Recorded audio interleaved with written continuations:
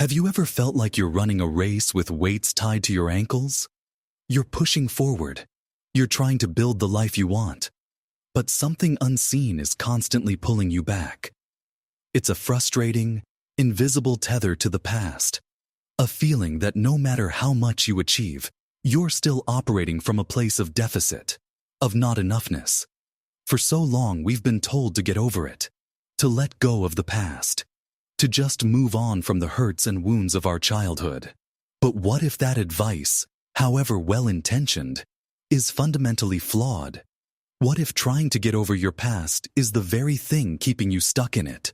Today, we are going on a journey beyond conventional psychology and into the very fabric of reality itself.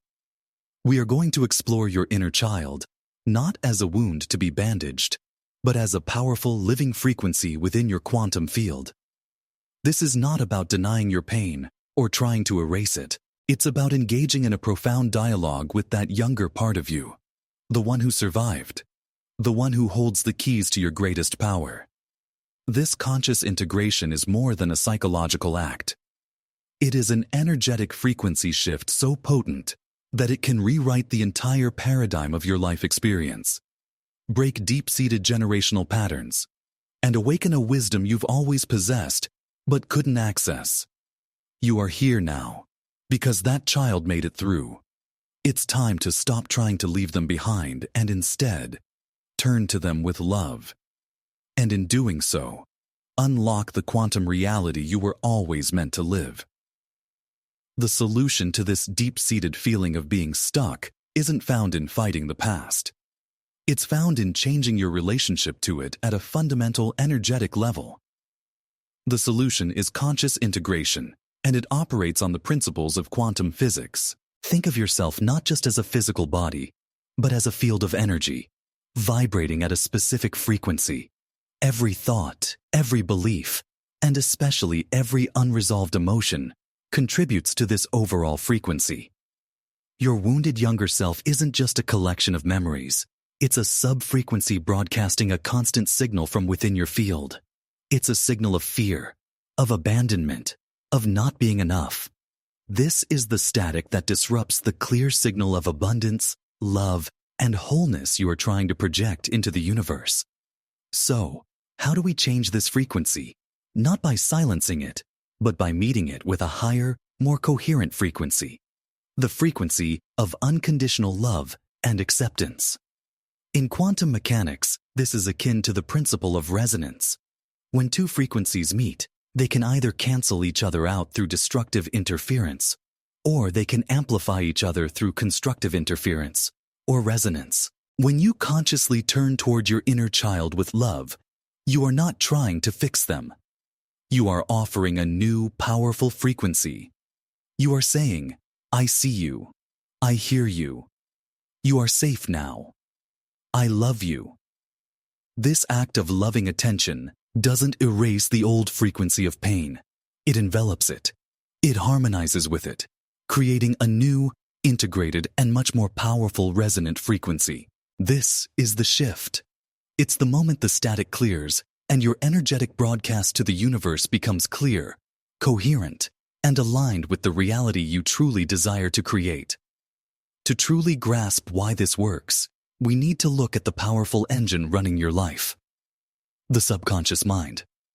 Neuroscience has shown us that our subconscious governs at least 95% of our daily behavior, thoughts, and emotional reactions.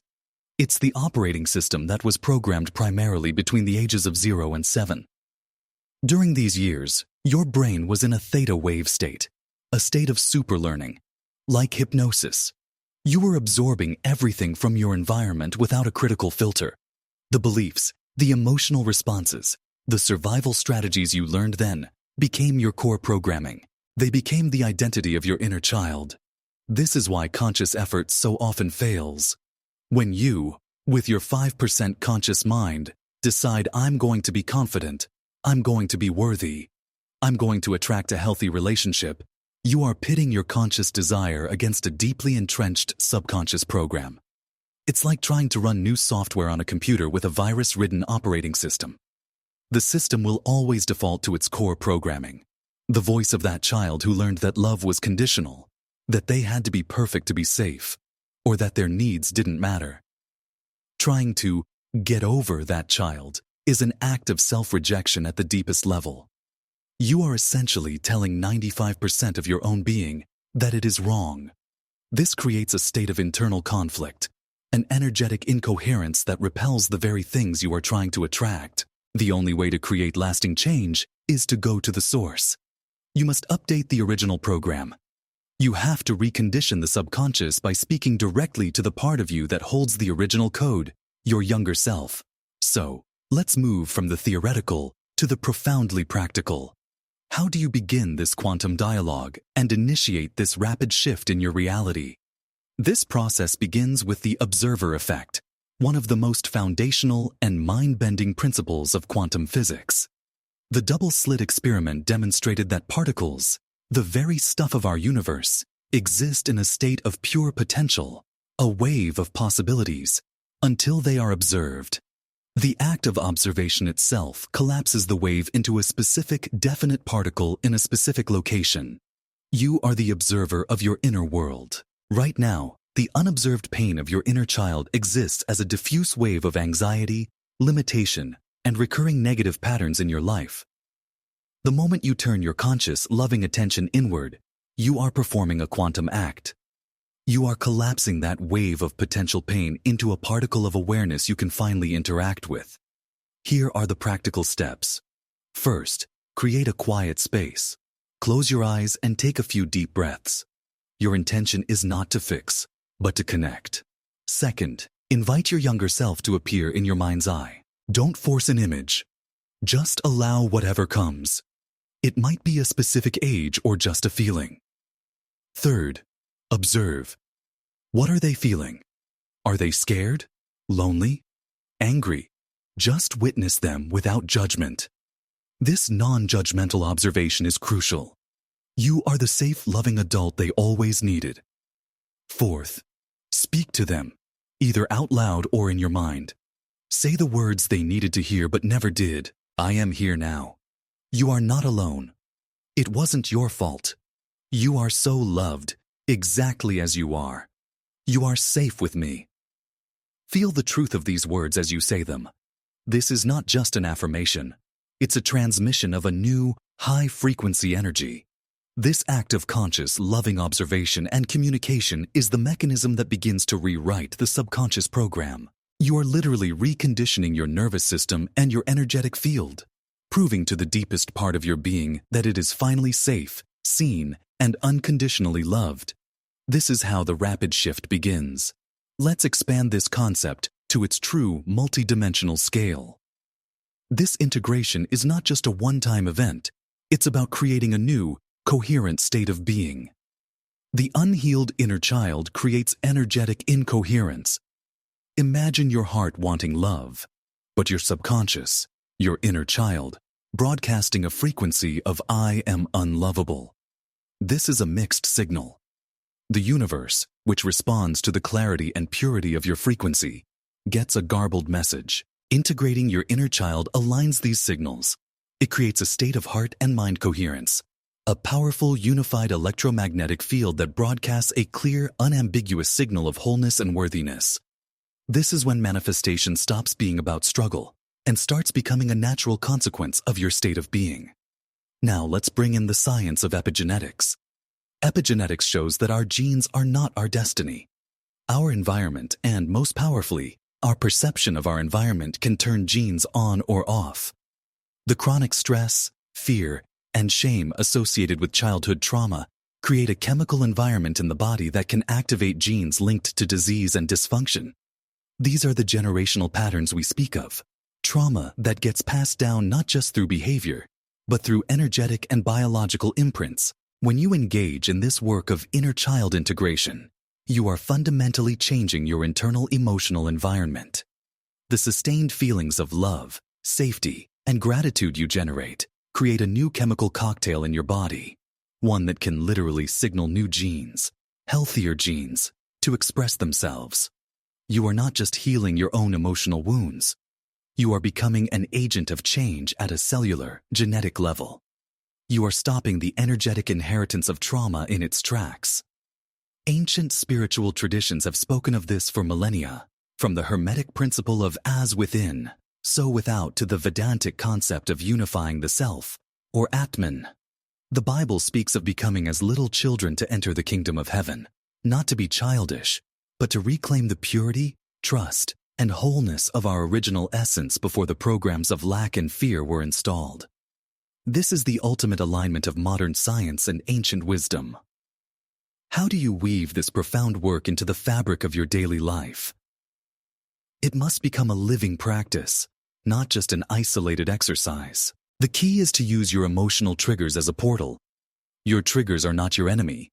They are a communication system. They are your inner child pulling on your sleeve saying, "Hey, this situation right here feels just like that time when we felt abandoned, helpless, unseen."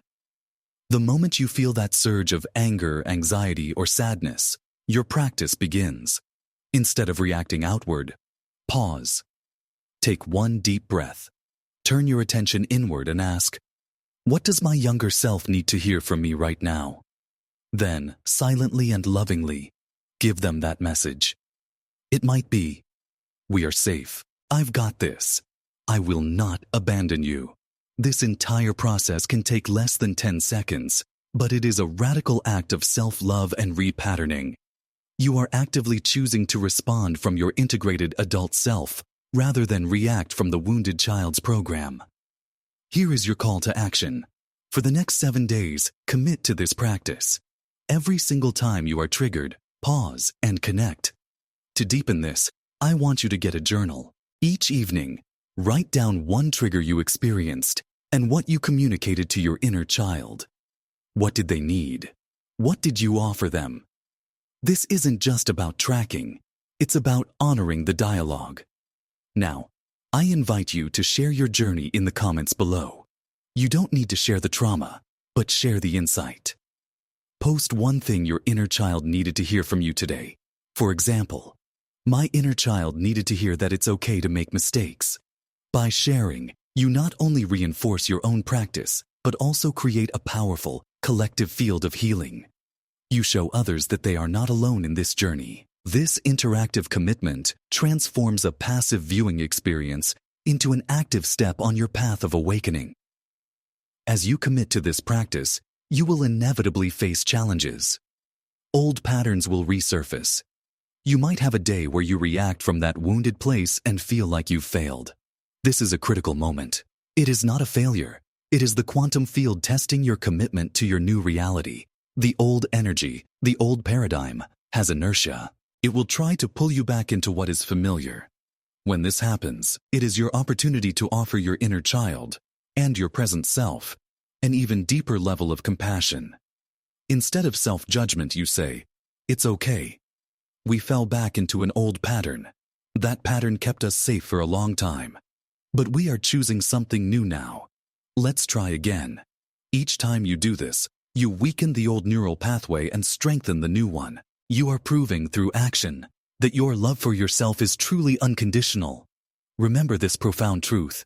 Your current self is the living testament to the resilience and survival of your younger self. The fact that you are here, breathing, seeking growth, means that child did their job. They developed whatever coping mechanisms they needed to in order to get you here. They were brilliant survivors. Your worth was never, ever in question. It is your birthright. It is innate. It is not something to be achieved through perfection or healing. This work is not about fixing a broken you to finally become worthy.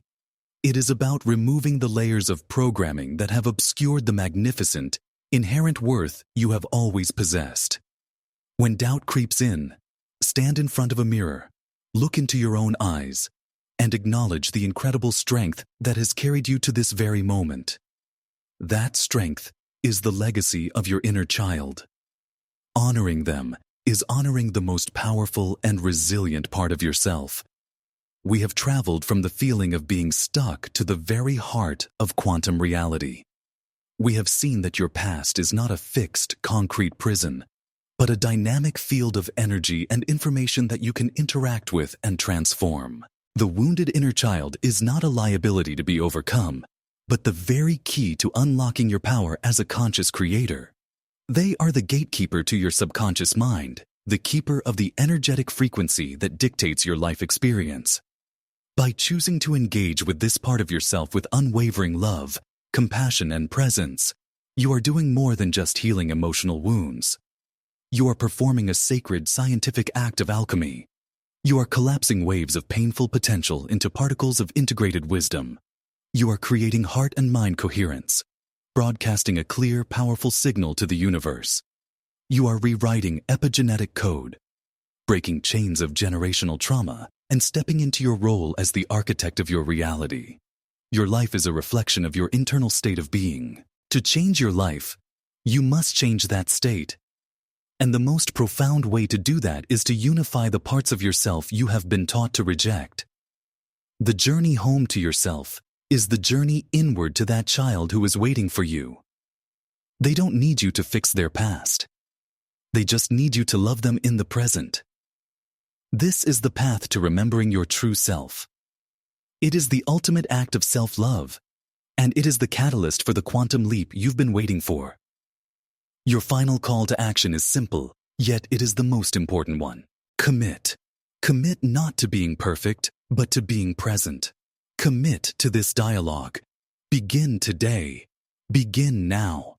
Your future self, living a life of freedom, joy, and wholeness, is born from the love you give to your past self, right in this moment.